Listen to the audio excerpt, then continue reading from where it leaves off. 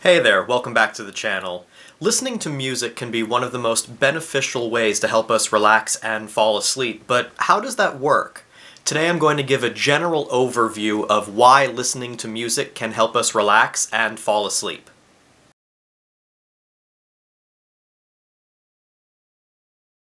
Hey everyone, welcome to Calm Insomniac, where we're a community of people trying to get a better night's sleep. If you're new here, please like, subscribe, and hit the bell icon for notifications.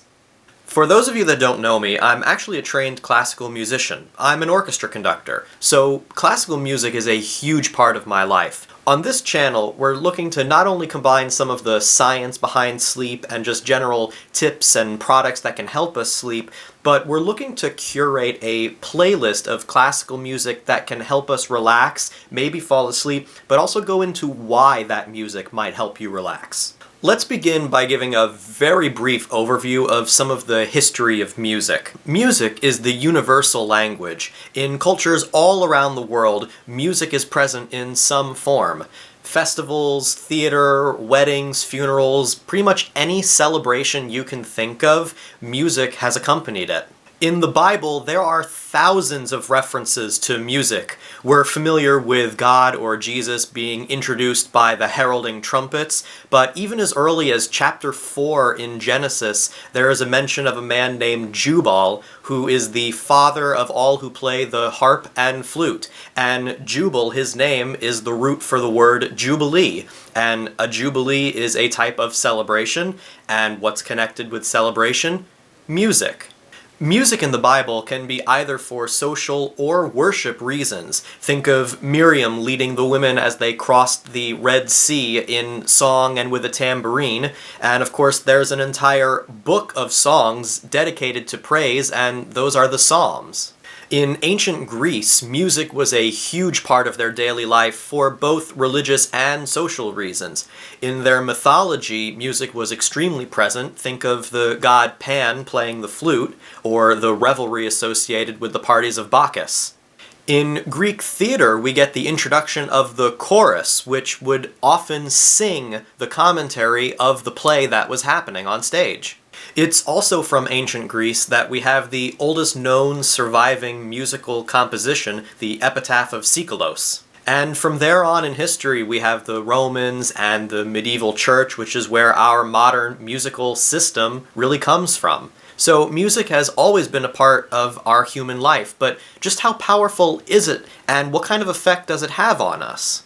One of the most powerful images I have ever seen came from a 2014 documentary called Alive Inside, A Story of Music and Memory. It's about a non-profit organization that donates iPods to nursing homes and other senior care facilities in order to help slow down the effects of dementia and Alzheimer's disease. In the documentary, probably the most famous clip that has circulated the internet shows a patient who has severe dementia and hasn't spoken in years. However, when headphones are placed on his head and music is played from his childhood, he immediately snaps back to life and starts singing very loudly the lyrics to the song. And remember, he hasn't spoken in years. This is really something to see, and the music even keeps him in the present long enough to answer interview questions for several minutes about his childhood. Again, it's really powerful, and I highly encourage you check it out. I'll leave a link to that clip down below. The exact ways that music affects our brain is still somewhat of a mystery. We both understand it and we don't. In fact, at the University of Central Florida, there is a well-loved class called Music and the Brain. It's taught by a neuroscientist and a violinist, and they seek to explore all of the ways that music impacts our brain. According to them, music affects every part of our brain, and there's actually an interactive website where you can highlight all of the different parts of the brain and see just how music affects it and how it can help slow down Alzheimer's and dementia. I'll also leave a link to that down below. One of the ways music affects our brain is by stimulating the hippocampus, which is the area of the brain that is responsible for a lot of our memory storage and is the first area affected by Alzheimer's disease. And listening to music has shown to improve the function of the hippocampus. Another way that music impacts our brain is through the cerebellum. The cerebellum is the part of the brain that stores our physical memory. It's why once you learn how to ride a bike, you never forget. Well, a similar thing can happen with music. Think of all the people that studied piano when they were very young. They haven't played in years, but they can still remember how to play their favorite piece from when they were young. So music really can have a lasting impression on the cerebellum.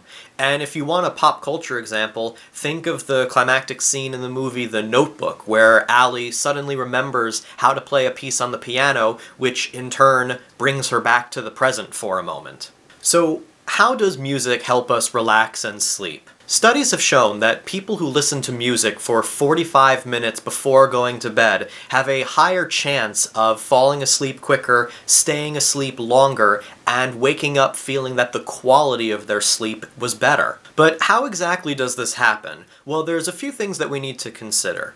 First, very simply, if you listen to music that makes you happy, then there's a better chance that that will help you relax. Music increases dopamine and serotonin levels, both of which help us feel happier. The next thing we have to consider is there's a sweet spot of tempo that we should be listening to.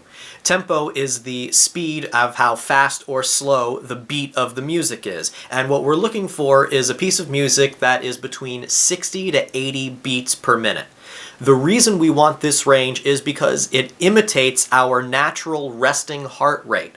And when we're trying to relax, we need to lower our resting heart rate in order to get to that state of relaxation that allows for sleep. Music has shown to impact our heartbeat. So if you're trying to relax, you want to listen to something slower. Or consider if you're going to a party or a rave, which I have never gone to, they're not going to play slow music. They're going to play really hyped up music because they want to keep everyone energized. Another important, though not necessarily crucial consideration is we typically want the music to be instrumental only. In other words, we don't want to hear any text or lyrics that are being sung during the piece. We'll go into more detail about this at another time, but if we're listening to music that has spoken word, our brain has to do extra work to process that information, first to make sure that we understand what is being said or sung, and then we have to process that for comprehension if we can understand the narrative or the story that's taking place in that song. So it's better for our brains to leave out that extra work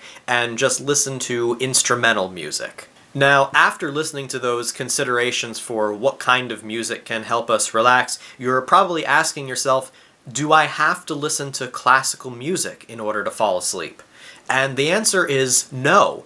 You can listen to any music you want that helps you relax. It's a very personal thing. The three most common genres of music that people listen to relax are classical, jazz, and folk. But again, you can listen to anything that helps you relax. It's personal preference. If you're looking for some pieces of classical music to start listening to for relaxation, I have an article on my website that gives the 5 most common or stereotypical pieces of classical music that you can listen to, and I'll do a video about that very soon. Also, a quick recommendation. When you are listening to music before bed for relaxation, I personally would recommend that you do not use headphones or earbuds. Instead, use external speakers. And there's a couple reasons for this. First of all, if you use earbuds or headphones, there's a good chance that you're actually listening to the music too loud, and that can, of course, affect your health in terms of your hearing. And the other reason is, if you do really get relaxed and you fall asleep with those headphones in, and you do that consistently on a nightly basis, you have a higher chance of creating other health problems by leaving them in, including something gross like necrosis or tissue dying. But that's after a very long period of time. So there you go. That is a very, very brief overview of how music impacts us and how it can help us with sleep and relaxation. Let me know in the comments, what kind of music do you like listening to for relaxation? Is it something classical, or is it something that I didn't even mention that's outside of classical, jazz, or folk? Let me know. Don't forget to like, subscribe. You can also follow me on Pinterest and Facebook. And don't forget to check out my website, calminsomniac.com. I have all kinds of articles on sleep, classical music, product recommendations, and don't forget to sign up for my email list where I'll keep you updated on all the articles, videos, and products that I recommend. Thanks for watching. I'll see you next time.